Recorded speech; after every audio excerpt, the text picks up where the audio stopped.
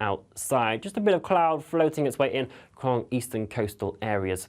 High pressure is staying with us as we head throughout the rest of the week, but as winds move in a clockwise direction around this, we're still going to be feeding in that easterly, northeasterly breeze with cloud potentially just pushing into eastern areas throughout the week. So generally, west is going to be best for those temperatures.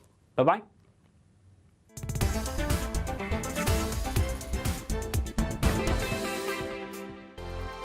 It's all about family, being in people's living rooms, all the interaction and getting to know who our viewers and listeners are. When I was young, my dad used to say, "Nana, stop arguing." I wanted an outlet that would enable me to give my opinion. People are going through a really hard time right now, and I know that you don't feel like you're being listened to by the establishment. I came to GB News because it's the People's Channel, and I want the audience to have their say on the events of the day. We're dynamic. We do something different. Democracy shows that the wisdom of the nation is in its people. I get to travel to find out what the story is from a personal perspective. The British people aren't fools. We know when we're not being told the full story. We've got to work out how Britain moves forward from this. It's the best country in the world. The establishment had their chance. Now we're here to represent your views. Britain's watching. Britain's watching. Britain's watching. We're proud to be GB News. The People's Channel. Britain's news channel. I'm Jacob Rees-Mogg, the Member of Parliament for North East Somerset and a former government minister. For years, I've walked the corridors of power in both Westminster and the City of London. We need to have the arguments, the discussions on how we make it better. Crop failures, famine, war, suffering on a scale completely unimaginable. We are putting the cart before the horse. As Charles I said at the scaffold, he was the true defender of liberty. Yeah, I've completely derailed the conversation. Join me Monday to Thursday at 8 p.m. on GB News, Britain's news channel. So Jubes and Co, we tackle the issues of the day with real, robust debate, both sides of the fence, battling it out with me in the middle with my forthright opinions and views. And often really interesting things happen because you start with a position and then by the end of the debate you find actually, well, I might not have thought about that one. What we need in this country is 2 new political parties. You should maybe think about doing a 2024 calendar. I'm Michelle Dewberry and I'm keeping you company right through until 7 o'clock this evening. GB News, the People's Channel, Britain's watching. I'm Mark White. As GB News Home and Security Editor, I cover those key issues that are so important to you. Our authorities, our communities doing all they can to combat violent crime. With the public services under unbearable strain, why are we still failing to control our borders? Defence, the first priority of any government, has been continually hollowed out. Can we trust our politicians to protect the armed forces? Join me, Mark White, on GB News. Monday to Thursday, 9 p.m. till 11 p.m. Join me, Dan Wootton. I'll bring you the sharpest takes and hottest debates. Do you not believe in prisons? I don't believe in prisons. I'm completely stunned. I guarantee you there'll be no spin, no bias, no censorship. I actually was personally quite offended by it. And no reason to go to bed. So I guess they've always been quite woke. That's Dan Wootton tonight on TV, radio and online. Monday to Thursday from 9 p.m. till 11 p.m. on GB News. The People's Channel, Britain's news channel. You've probably seen politicians interviewed 1,000 times, but we do it differently. We find out who they really are, we don't shout, we chat, and hopefully we bring a bit of light, not just heat. Did you know Kate Moss? Apparently. Do you have a pair of jeans or a pair of jeans? No, of course I don't. What would I do with them? My friends are like, oh my God, what's she doing now? Join me every Sunday at 6 for Gloria Meets, only on GB News, the People's Channel, Britain's news channel.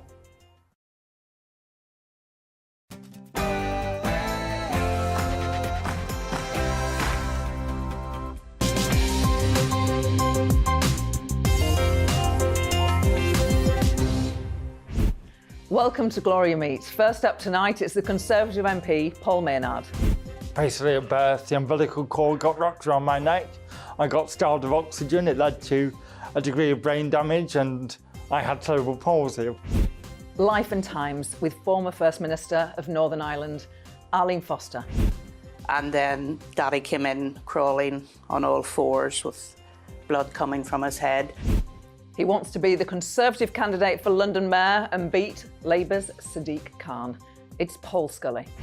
Whatever you think about Boris Johnson, he has reached into parts of London and indeed parts of the country in 2019 that Conservatives in general didn't do.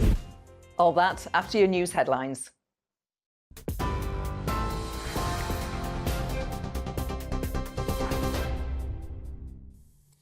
Good evening, I'm Rory Smith in the GB Newsroom.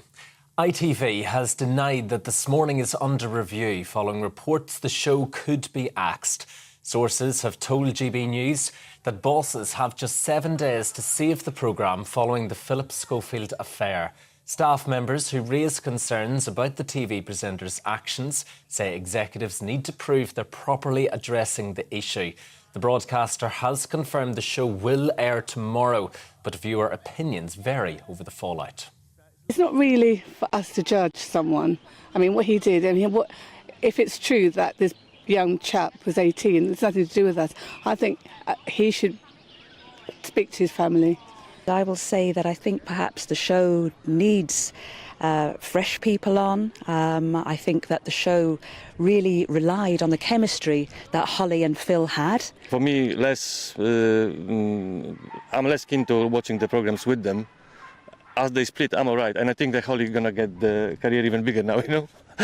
I like Phil and Holly, so I'm very sad to see them go, because I love them both. So it's a pity, really. And I was shocked to hear about Phil, because I didn't think he'd do anything like that, be so deceitful.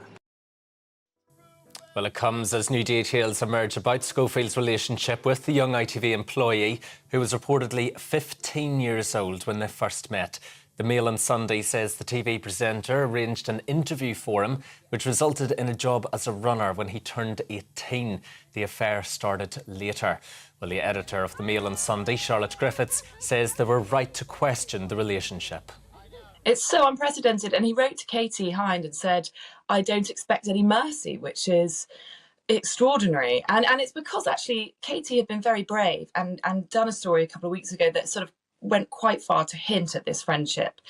And he sent a complaint to Ipso and said, the Mail has, got this wrong. And of course we hadn't. And so he was right to apologise, but it's not very often in showbiz that people do a full mea culpa like that and say, don't show me any mercy.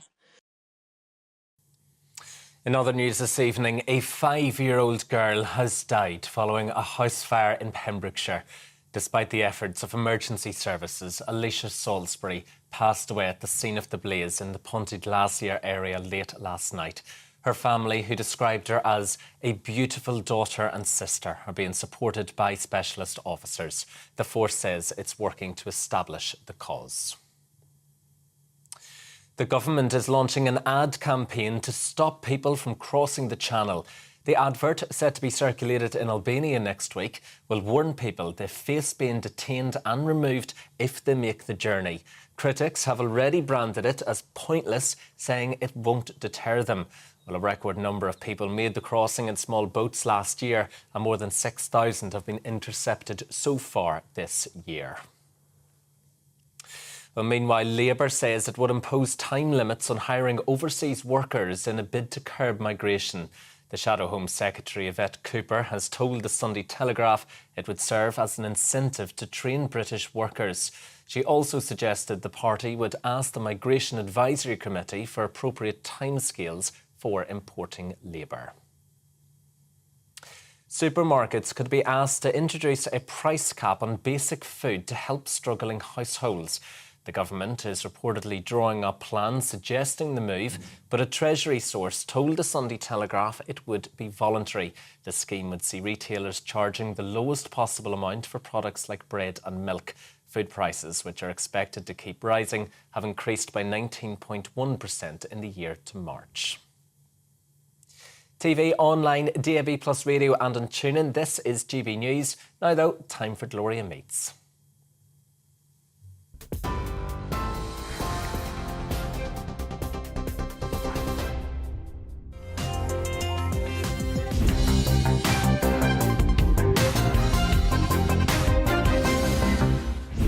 Paul Maynard, elected in 2010 as a Conservative MP for Blackpool and Cleveleys.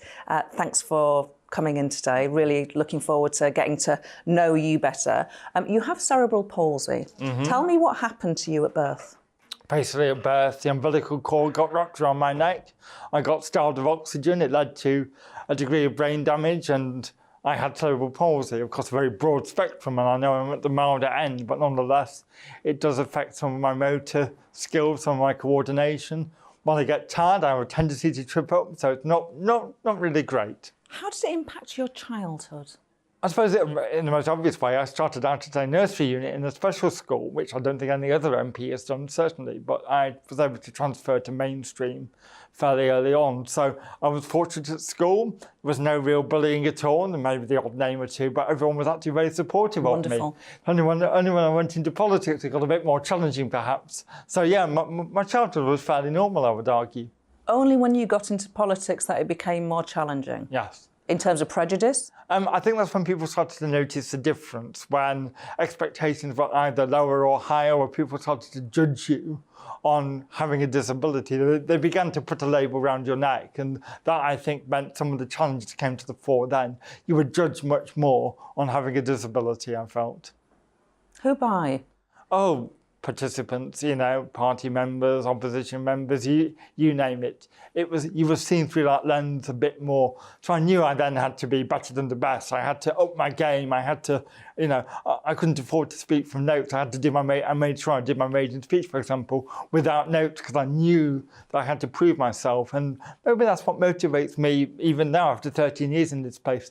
I still feel I'm having to prove myself and the reason I'm there, and that I can be a good quality MP and works hard on behalf of my constituents. And just going to your maiden speech, actually, before I do this, knowing you in Parliament, I must say, actually, that you always exuded total confidence and strength. But you can't show weakness. And you never showed weakness. I remember exchanges with you, actually. You don't remember them, but I remember a particular exchange where I thought, oh, I better not mess with him. But that's all about not showing weakness and being at your best. Every day, never dropping a ball because you don't think society or the system allows you to. Yeah, or my colleagues. You need that respect in Parliament, and that's why I've got to make sure I always put in that extra effort. If you're going to do it better than the rest. Really impressive. So you said in your maiden speech, which you delivered without notes, that you hope the very fact that you were there standing on those green benches representing your constituents, that you would change attitudes. Have you? I think I have, to a certain extent. I think that's partly because Parliament itself has become more diverse, with more people with a different range of characteristics, that Parliament itself has seemed to have changed. Obviously, you still get the occasional comment or the occasional unkindness, but I think by and large, I've been able to contribute not just on issues around cerebral palsy and disability, but a wider range of issues. I was always concerned I might get pigeonholed as an MP. Oh, he's a disabled one, and only talk about this. I've made a point about talking about what issues I find in my own constituency. So in a sense, you're proving you can do the job by not talking about it. Although I do try and make sure that I do talk about it as well, because of course it matters to me. You said that you have encountered prejudice while doing your job from the system, from colleagues, from opposition members. There are some diversity courses which exist, provided by the parliamentary authorities to ensure that unconscious bias or even conscious bias doesn't exist. Are they a good thing? Do you subscribe? I don't think they do any harm, but I'm not sure that they're a cure for anything. It's down to individuals and how they want to behave and how they want to perceive you. You can't reach into someone's brain and flick a switch. It's like, challenging unconscious bias is not something that a course can necessarily change. It can help people's perception, but I think it's my behaviour, it's how I deal with things, it's how I present myself that changes attitudes as much as any course where people flick a few slides on the screen can change.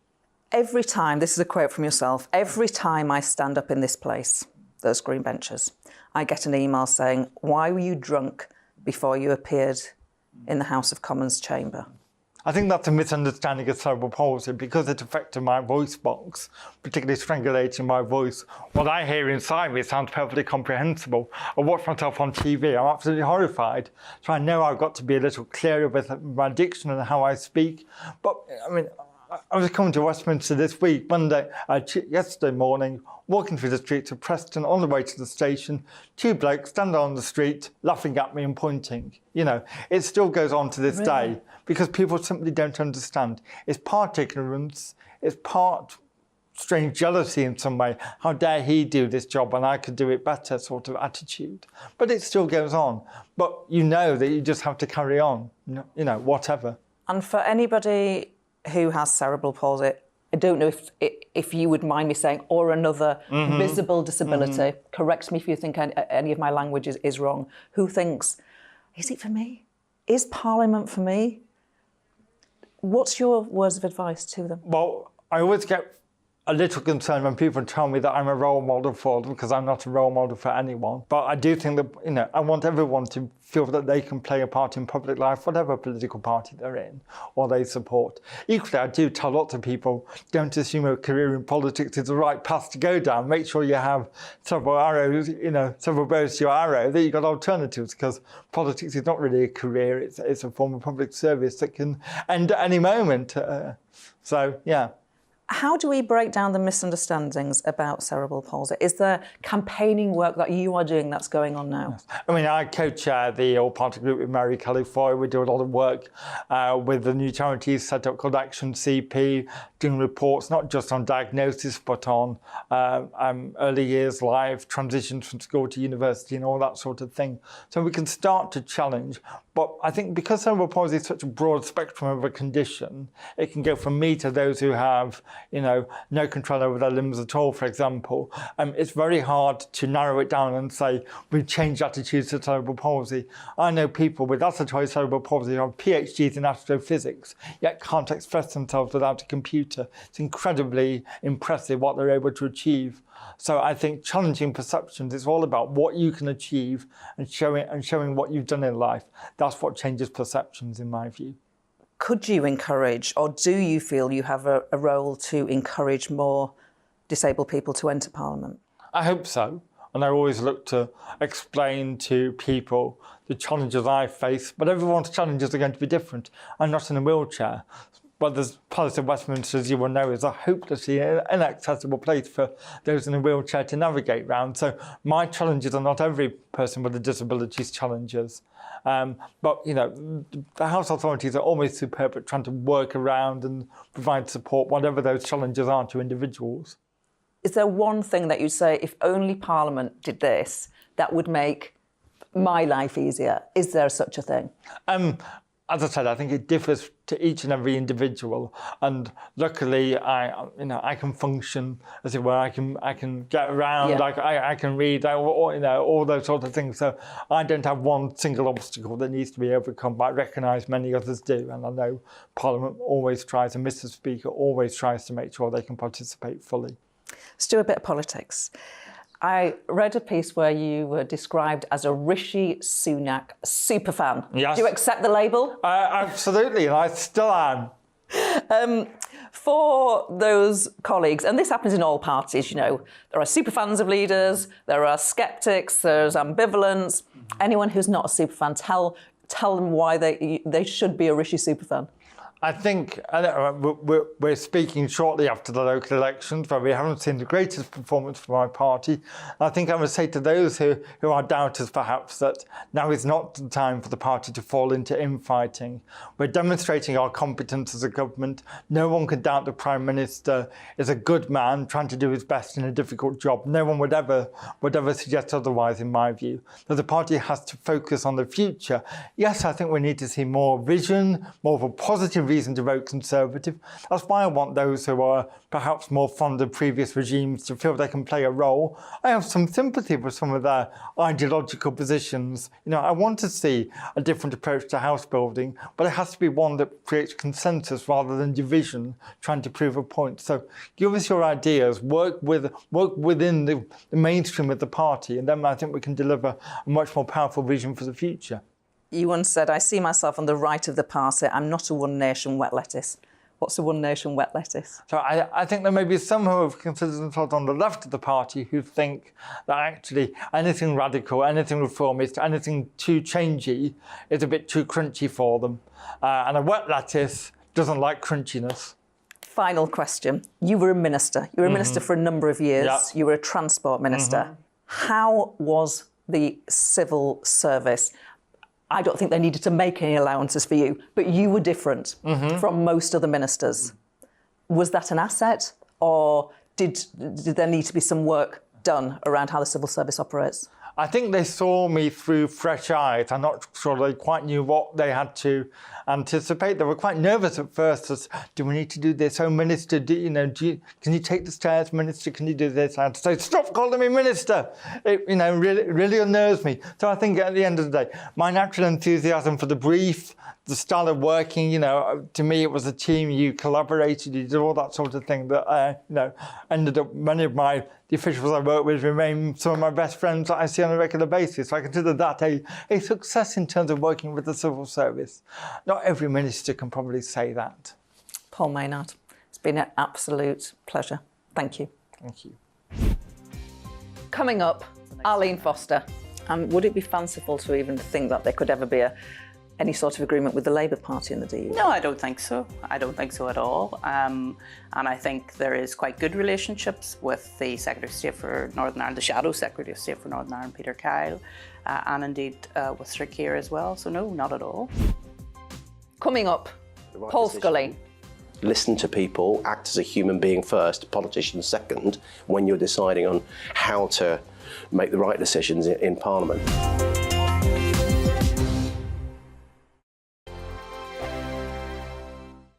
First and foremost, I am a GB News fan, and I was before I was working here. Just love the fact that we're asking the questions that a lot of establishment media won't ask. With a bit of a twist, we not only want to inform you, but we want to keep you entertained. It's worth the drive because you get in and the team's all ready and waiting, they're itching to go, and it's a proper little family. GB News is the People's Channel. It's the audience that makes the programme sing. We're giving our viewers and our listeners a voice. I see the thousands of your letters, tweets, emails, you name it, coming in. Britain is broken. How on earth did we get into this mess? But more importantly, how do we get out of it? The establishment had their chance. Now we're here to represent you. It's time for something different. It's time for GB News. I'm very patriotic. I believe in Britain. Our best days lie ahead. Britain's watching. Britain's watching. Join us here on GB News. The People's Channel. Britain's news channel. I'm Simon Evans. Join me on GB News for Headliners at 11 p.m. What's the scoop? I'll be joined by two of the country's top comedians. That's right. As we take a look at tomorrow's newspapers tonight. We're going to get into trouble. If it's a big story, we'll be covering it. Spill some tea on him.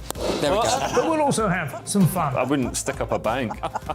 My father didn't love me. So anyway. Headliners every night from 11 on GB News, the People's Channel, Britain's news channel. Westminster is going around in ever-decreasing circles, followed by the media. Britain is broken. How on earth did we get into this mess? But more importantly, how do we get out of it? Join me at 7 p.m, Mondays to Thursdays on Farage, here on GB News. We will have open, rational debate. We've got to work out how Britain moves forward from this. Join us here on GB News, the People's Channel. Britain is watching. I'm Andrew Doyle. Join me at 7 o'clock every Sunday night for Free Speech Nation, the show where I tackle the week's biggest stories in politics and current affairs with the help of my two comedian panellists and a variety of special guests. Free Speech Nation, Sunday nights from 7 on GB News, the People's Channel, Britain's news channel. Monday to Thursday nights on GB News. At 6, it's Dubes & Co. 7 o'clock, Farage. At 8, join Jacob Rees-Mogg. And at 9, Dan Wootton Tonight, followed by Headliners. On TV, radio and online. This is GB News. Every Sunday from 11, join Michael Portillo. There will be topical discussion, looking at the week before and the week to come. So kick back and relax at 11 a.m. on Sundays on GB News with me, Michael Portillo. GB News, the People's Channel, Britain's news channel.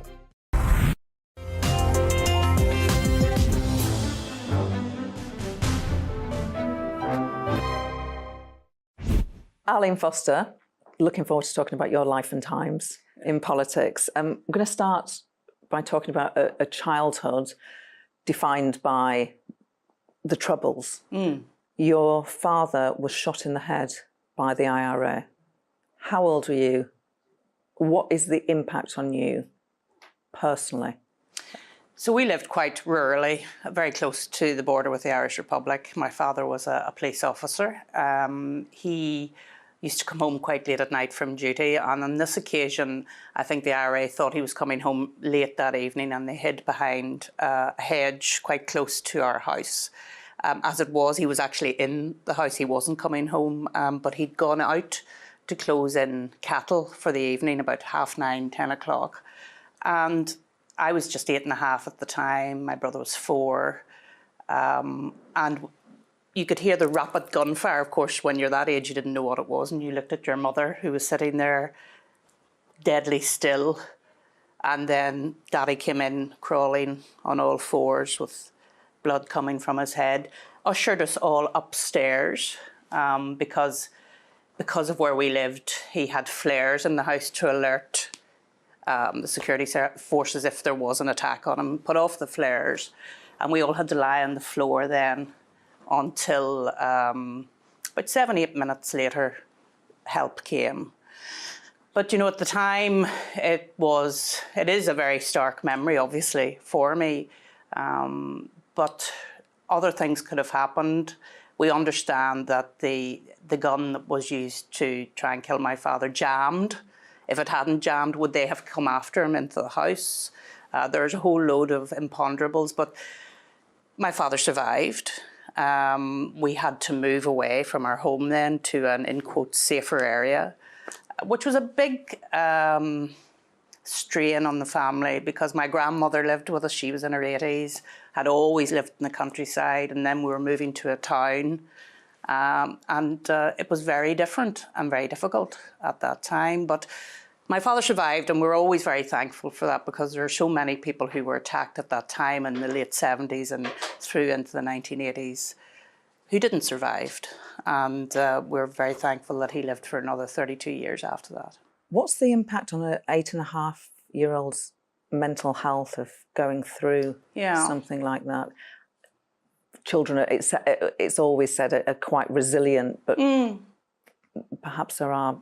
I think I was quite resilient, and I put that down to my parents and the fact that they protected us from that. They give us support. They made us feel safe.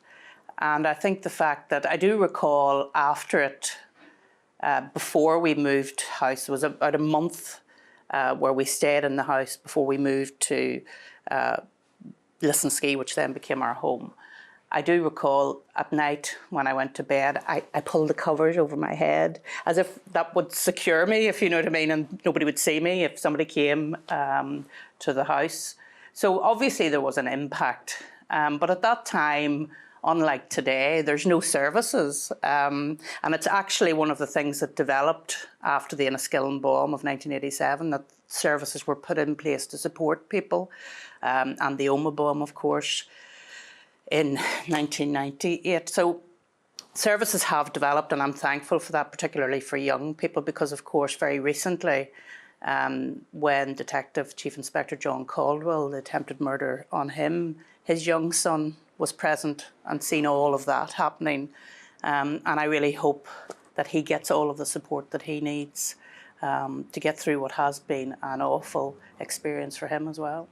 And then the IRA blow up your school bus later on. How old were you when that happened? So that was 1988, and they targeted the school bus because our bus driver was a part-time member of the Ulster Defence Regiment. He was a soldier part-time, and the bomb was under the front of the bus, but whatever happened, it didn't go off until there were about 20 children on the bus, including myself. Again, thankfully, I wasn't physically injured, but the girl sitting beside me was very badly physically injured. I'm very glad to say she came through it.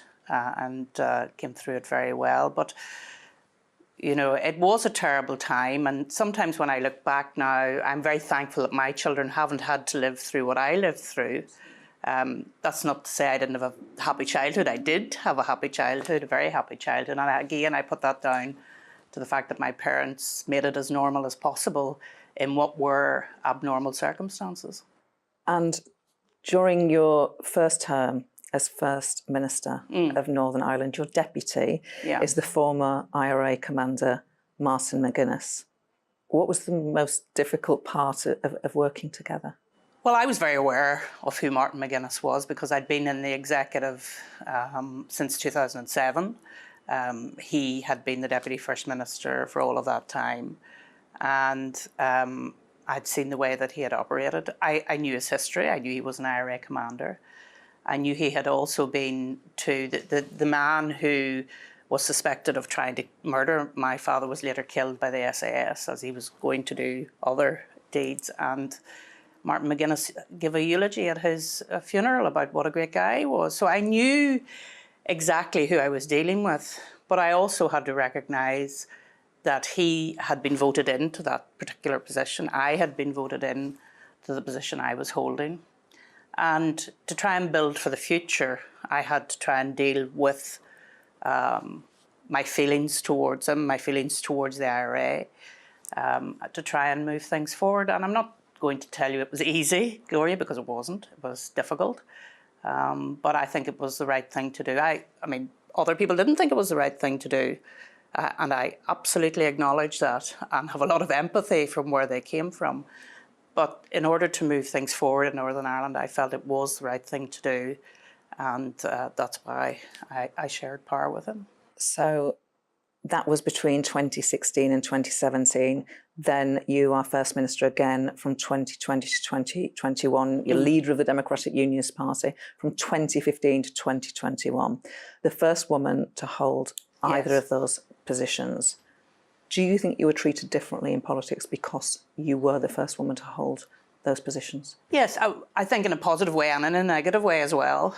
Because you're the first woman, there's a lot of positivity, particularly for young women. And after I stepped down, the amount of letters and emails and correspondence I received, particularly from young women right across the political spectrum, was that they hadn't realised how important it was to have a female First Minister until I stepped down, actually. So that was a positive thing. And now when I see young women coming forward and putting themselves forward, despite all of the pressure, despite all of the abuse on social media, I think that is a good thing. And I hope I played a part in trying to push more women into coming forward into politics. Obviously, on the negative piece, you are judged in a different way. So your looks, what you dress, what clothes are, how your hair is, if you're strong, you're seen to be shrill and aggressive, whereas a man would be seen to be, on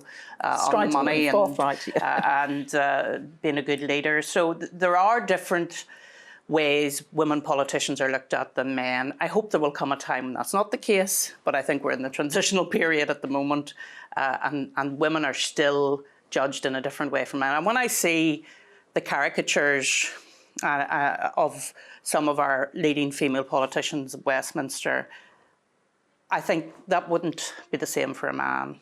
And when I signed the confidence and supply agreement with Theresa May in 2017, some of the caricatures of me in some of the mainstream press over here were not just racist, they were completely sexist. I mean, I think there was one in the Times of me in a bowler hat with a 5 o'clock shadow. And it was dreadful. And I see Priti Patel, I see Suella Braverman, I see Labour politicians being treated just because they're female in a different way. And it's wrong. And it really does need to be called out. More from Arlene Foster after the break. I feel more sorry for Arlene Phillips, actually, who's probably fed up with her name being used when I'm being interviewed. But I have a lot of respect for Arlene Phillips. I think she was absolutely brilliant in Strictly Come Dancing. At the start of Strictly Come Dancing, I love Strictly Come Dancing. I watch it religiously.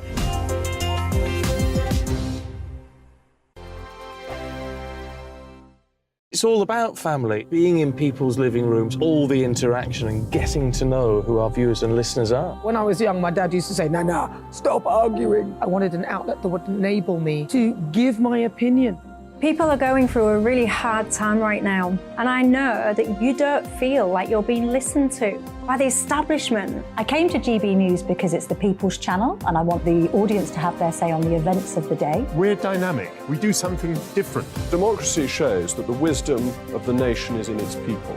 I get to travel to find out what the story is from a personal perspective. The British people aren't fools. We know when we're not being told the full story. We've got to work out how Britain moves forward from this. It's the best country in the world. The establishment had their chance. Now we're here to represent your views. Britain's watching. Britain's watching. Britain's watching. We're proud to be GB News. The People's Channel. Britain's news channel.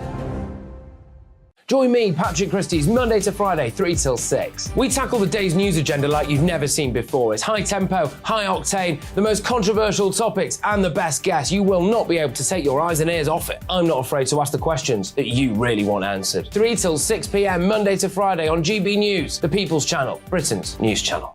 Join us every night on GB News at 11 p.m. for Headliners, which is 3 top comedians going through the next day's news stories, which is exactly what you need, because when the establishment has gone crazy, you need some craziness to make sense of it. So join us 11 p.m. every night on GB News, the People's Channel, Britain's news channel. Join me, Camilla Tominey, on Sunday mornings from 9:30, taking the politicians to task and breaking out of SW1 to see how their decisions are affecting you across the UK. Bursting the Westminster bubble every Sunday morning, only on GB News, the People's Channel. Britain's watching. I'm Jacob Rees-Mogg, the Member of Parliament for North East Somerset and a former government minister. For years, I've walked the corridors of power in both Westminster and the City of London. We need to have the arguments, the discussions on how we make it better. Crop failures, famine, war, suffering on a scale completely unimaginable. We are putting the cart before the horse. As Charles I said at the scaffold, he was the true defender of liberty. Yeah, I've completely derailed the conversation. Join me Monday to Thursday at 8 p.m. on GB News, Britain's news channel. So Jubes and Kerr, we tackle the issues of the day with real robust debate, both sides of the fence, battling it out with me in the middle with my forthright opinions and views, and often really interesting things happen because you start with a position and then by the end of the debate you find actually, well, I might not have thought about that one. What we need in this country is 2 new political parties. You should maybe think about doing a 2024 calendar. I'm Michelle Dewberry and I'm keeping you company right through until 7 o'clock this evening. GB News, the People's Channel, Britain's watching.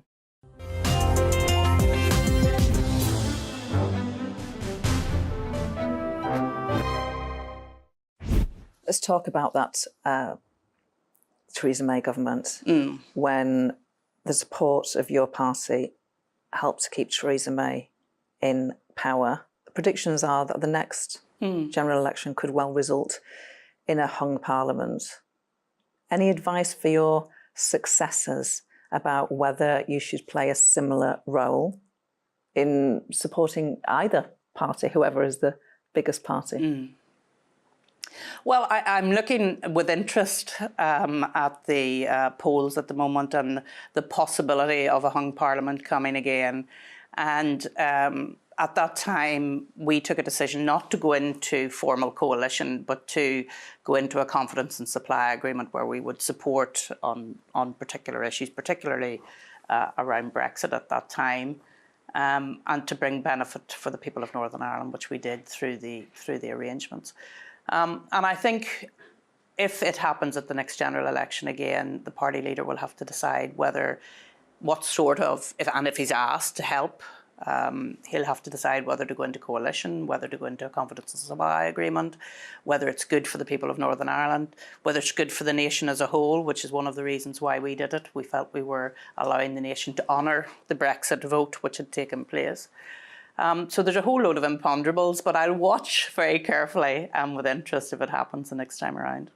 And would it be fanciful to even think that there could ever be any sort of agreement with the Labour Party in the DUP? No, I don't think so. I don't think so at all. And I think there is quite good relationships with the Secretary of State for Northern Ireland, the Shadow Secretary of State for Northern Ireland, Peter Kyle, and indeed with Sir Keir as well. So no, not at all.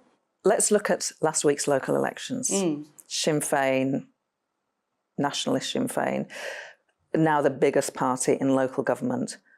Are there lessons to be learned from those elections about how you restore faith in your party? Well, the DUP, which I'm not a member of anymore, but the DUP... Why not? I left after I was removed by the Assembly team, and I felt the best thing for me to do was to leave the party at that time. And so I sit as a non-affiliated peer in the House of Lords.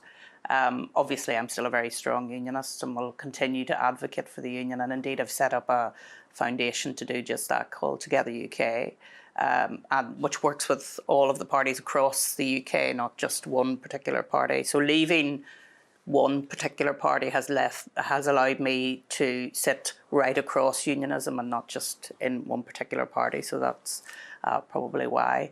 But yes, I think the DUP had a good election, actually. They retained all of their seats. They went in with 122 seats. They came back out with 122 seats. And that was despite all of the pressure that was being put on by not least our own government here in Westminster. So they had a pretty good election. In general, Sinn Féin have absolutely consolidated their position as the largest nationalist party and indeed the largest party. They picked up a lot of seats from the SDLP, which is the smaller nationalist party, wiped out quite a few independent members as well. So they had a very good election. But if you look at the percentage of the vote, actually, in terms of nationalism versus unionism, not much has changed in 25 years, Gloria, and that's something that people are missing, because the growth of Sinn Féin is actually at the expense of the Social Democratic and Labour Party, you know, and that's where the key element is. So in terms of all of the clamour for a border poll, not much has changed in 25 years. Do you think there will be a border poll in your lifetime? No, I don't. Well, there shouldn't be, because there isn't the support for change in terms of leaving the United Kingdom. Because I think most people, even though they have sympathy with the Republic of Ireland, recognise that they're better off within the United Kingdom structure. Final question. It's gone so quickly, this. I'm really enjoying this chat. I wish I had longer. There's two famous Arlenes in this country. There is yourself. Only two? I'm sure there's more than that. There is yourself and the choreographer and former Strictly Come Dancing judge, Arlene Phillips. And we're both dames as well, which makes it even more confusing.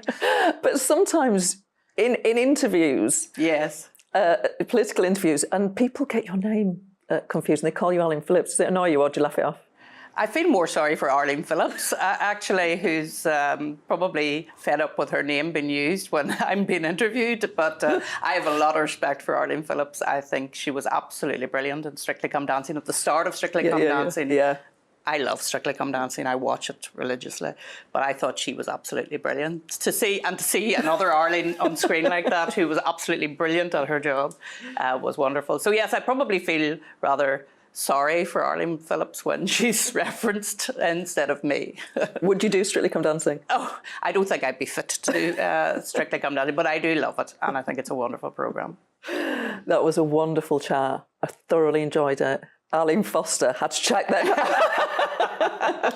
Arlene Foster, thank you so much. Thank you, Gloria.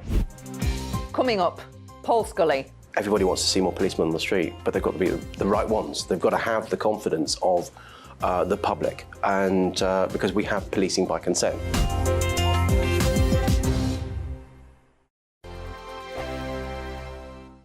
I joined GB News because I was sick and tired of not hearing my views being represented, not just mine, but so many people that I knew and spoke to. I just couldn't get my voice out there. I couldn't say anything. I couldn't do anything. Whatever the narrative was, I kind of had to follow it. GB News is there to provide a voice for those who have been ignored by the establishment media. We think different things, we've got a different style. GB News is here to be optimistic and positive about the future. It's real kind of dynamic and flowing, with the audience very much at the heart of it, like a big family.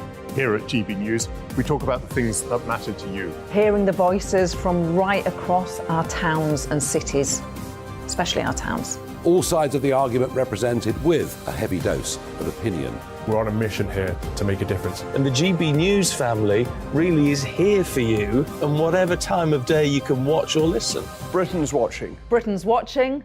We're proud to be GB News. The People's Channel. Britain's news channel.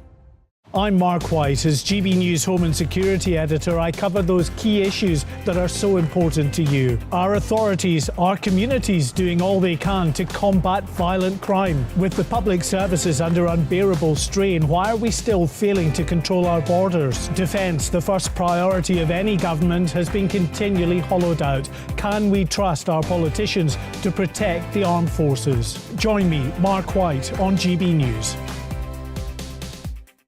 Monday to Thursday, 9 p.m. till 11 p.m. Join me, Dan Wootton. I'll bring you the sharpest takes and hottest debates. Do you not believe in prison? I don't believe in prisons. I'm completely stunned. I guarantee you there'll be no spin, no bias, no censorship. I actually was personally quite offended by it.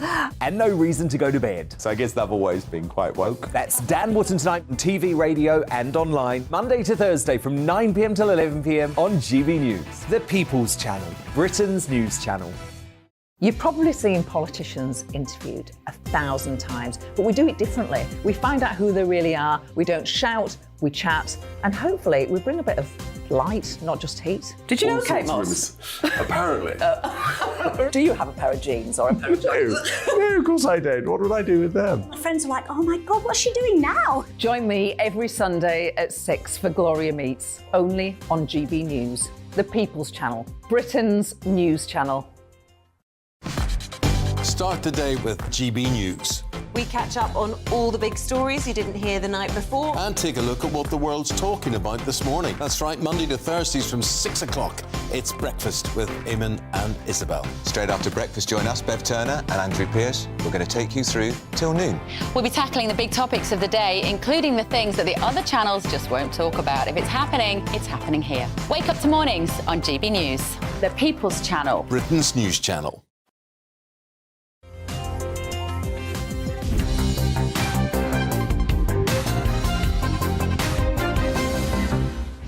Conservative MP Paul Scully, Conservative Minister Paul Scully. Why do you want to be the Conservative Mayor of London? So I've been Minister for London for 3 years now, and I've seen the current incumbent, Sadiq Khan, at close quarters, and I've got more and more frustrated because he tends to deflect rather than deliver for people. And there's so much we need to do in London in terms of housing, building more housing, getting transport, TfL back on its feet financially, and making people feel safe. And so I'm a bit naive in this regard. I just want to get stuff done in London. Londoners, the 9 million Londoners deserve better. And so I think that those 3 years, it's felt like almost an apprenticeship to do this job, to deliver for Londoners. And I think I've got the experience, I've got the understanding of the issues, and I've got the temperament to work cross-party as well, to work for Londoners rather than for a party. So this is obviously going out to the whole of Britain. But, so I just want to ask a question about what is called ULEZ in London, the ultra-low emission zone, but people all over the country, in some parts of the country I should say, will have or will soon to have low traffic neighbourhoods, climate action zones, whatever they're called, a tax on driving on environmentally friendly cars. Now, if we take that back to London, according to the World Health Organization, every London borough exceeds the safe limit for toxic air particles. That's why the current mayor says he's introduced and will expand these low emission zones.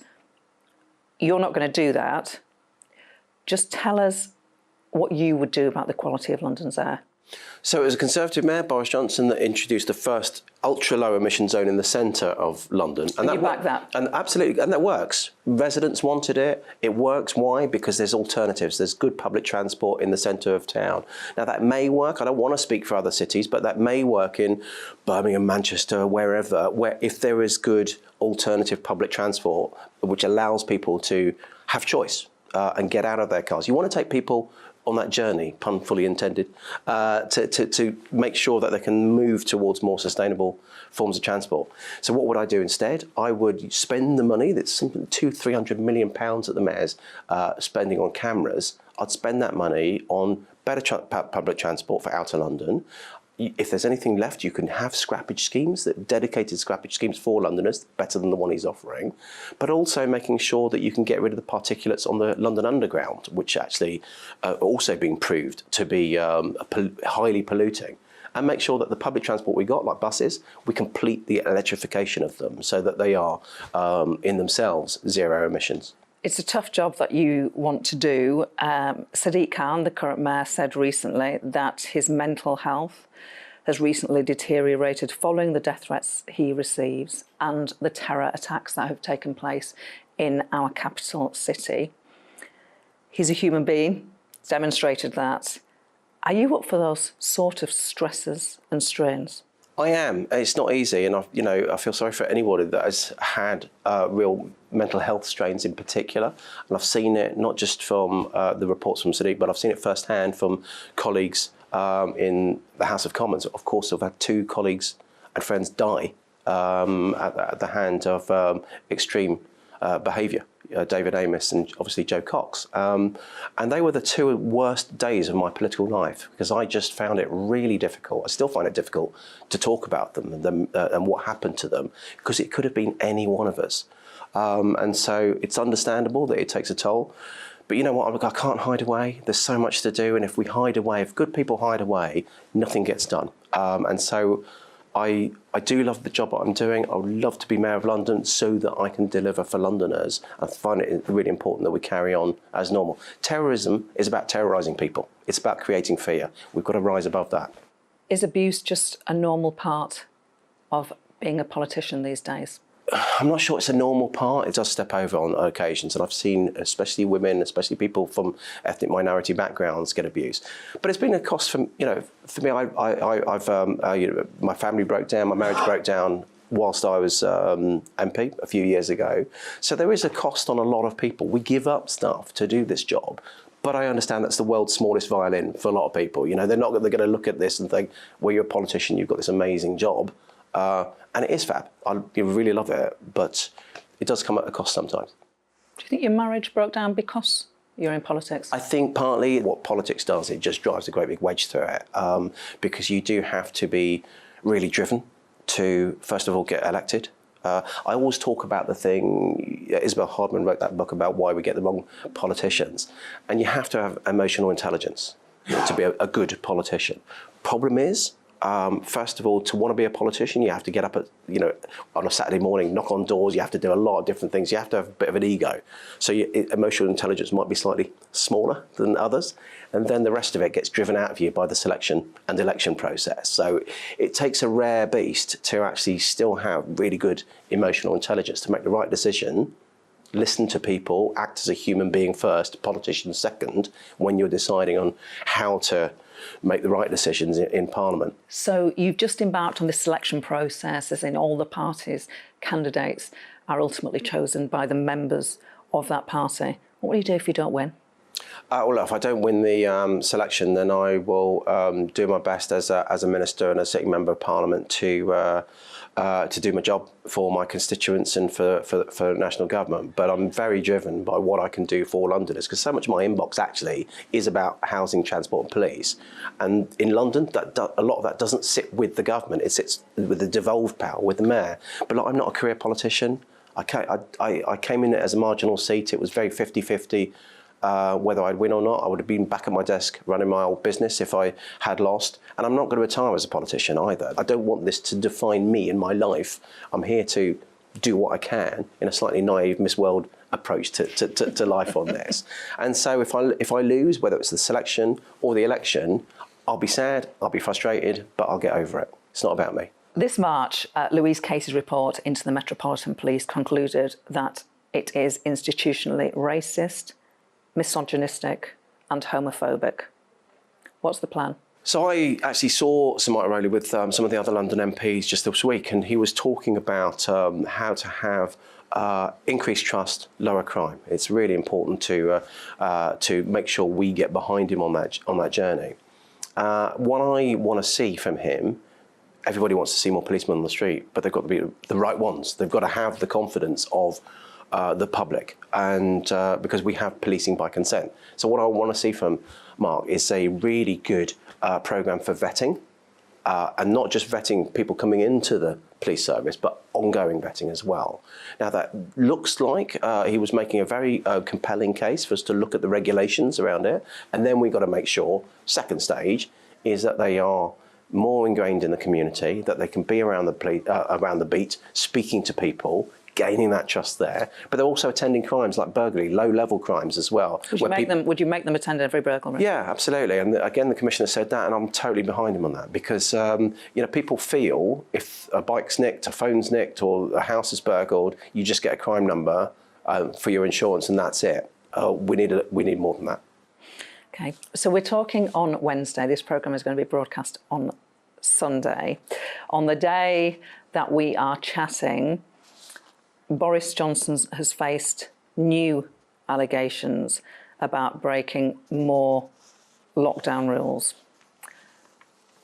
In response, some people say, including some of his allies, but it goes wider than that too, this is a witch hunt, this is a stitch-up, this is the blob. When a politician is accused of doing something, how did we get to a point where political debate goes to, well, this is just a witch hunt? Well, I think, look, first of all, we should have dealt with this right at the beginning. We should have just said, you know what, things may have happened, let's really open it up and get this done. This could have been sorted out 18 months ago, and so it's a frustration for me looking in that wasn't done. But there is a sense of drip feed around it, because obviously it's a case that various newspapers, various journalists do like these stories that they can really hang their hat on. Let's see, with these allegations, I haven't seen the allegations. I think it's important that we do what we didn't do then, throw it open, let people investigate it, let that have its course, and then we can see everything in the open once those investigations have reported back. It's important that we are open, because people expect us to be open and transparent. However, it's been a while now since we've had COVID. What we also need to be doing, what I'm going to do, is focus on the day job and looking at delivering for people now in the cost of living issues. If you are selected as the candidate, will you seek advice from the Conservative who won that mayoralty, the Conservative candidate who won that mayoralty twice, Boris Johnson? Absolutely. So, whatever you think about Boris Johnson, he has reached into parts of London and indeed parts of the country in 2019 that Conservatives in general didn't do. And there's something about that relentless optimism, that positive nature that even the greatest city in the world can be greater still. And he had that same view for Britain. I've already spoken to him. I've already had chats to him, as I have with a number of other people. He was the guy that appointed me Minister for London in the first place. And so we talked a lot about London over the last few years. But clearly, yes, if I'm selected, I'm going to be getting advice from a lot of different people. Okay. Final question. You said this in a previous interview. You're half Burmese. Your dad was born in Burma. And you said you were talking about casual racism. And you said there's often this kind of idea that people say, yeah, but where are you really from? Yeah. That happens to you? It doesn't really happen to me now, but it happened at school. I think it was, for me, it was something that I think I can write off as casual banter. I don't think I was, picked on in a particular way. But it's very inappropriate. It's very inappropriate, especially now. If you think this was 30 years ago, 35 years ago, and maybe more. God, I'm that old. But it's so things have changed. Language has changed, and the acceptability of some of those comments has changed. So I wouldn't expect to see anybody my age then going through that now, and it needs to be called out. So maybe I should have called it out more. And it is a real issue for people around London. And actually, I think I'm because I've got relatively pale skin, but half Burmese, I'm probably representative of a lot of Londoners in particular, where you're talking about second, third, fourth generation with mixed marriages, etc. My mum was from Nottingham. And so people got to be respectful of that. But actually, I'm so proud of my heritage, and there's nothing wrong with asking where your family are from. I just think you've got to do it in the right way. Paul Scully, thank you very much indeed. I'm taking a break next week, but I'll be back on Sunday, the 11th of June.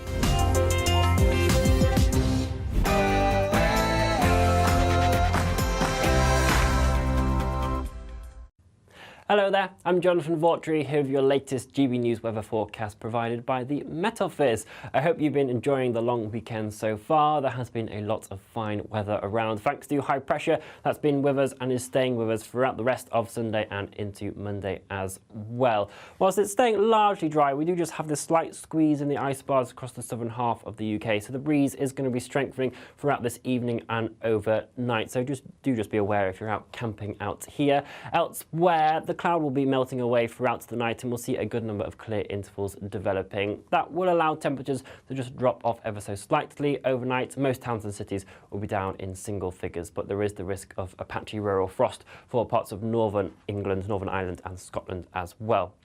Despite that slightly cool, chilly start, though, there will be a good number of sunny intervals as we kick off the bank holiday Monday, and we'll retain that sunshine as we head throughout the day as well. Some wispy cloud, perhaps just making the sunshine hazier in places, but that thin cloud is not going to protect your skin from the high UV levels that will be around throughout the day. So do make sure you're thinking about some skin protection. Feeling a bit cooler along eastern coastal areas with that breeze, but generally 20 degrees and feeling warm as you head further west. Into the overnight period, again, we'll see largely clear skies, so temperatures will be dropping off once again, the risk of that patchy frost. It's going to be the northern areas of Scotland where we'll stay cloudiest as we head into Tuesday, perhaps the odd spot of drizzle for parts of Shetland, but elsewhere it'll be staying dry once again and a good amount of sunshine if you are still heading outside. Just a bit of cloud floating its way in along eastern coastal areas. High pressure is staying with us as we head throughout the rest of the week, but as winds move in a clockwise direction around this, we're still going to be feeling in that easterly, northeasterly breeze with cloud potentially just pushing into eastern areas. First and foremost, I am a GB News fan, and I was before I was working here. Just love the fact that we're asking the questions that a lot of establishment media won't ask. With a bit of a twist, we not only want to inform you, but we want to keep you entertained. It's worth the drive because you get in and the team's all ready and waiting, they're itching to go, and it's a proper little family. GB News is the People's Channel. It's the audience that makes the programme sing. We're giving our viewers and our listeners a voice. I see the thousands of your letters, tweets, emails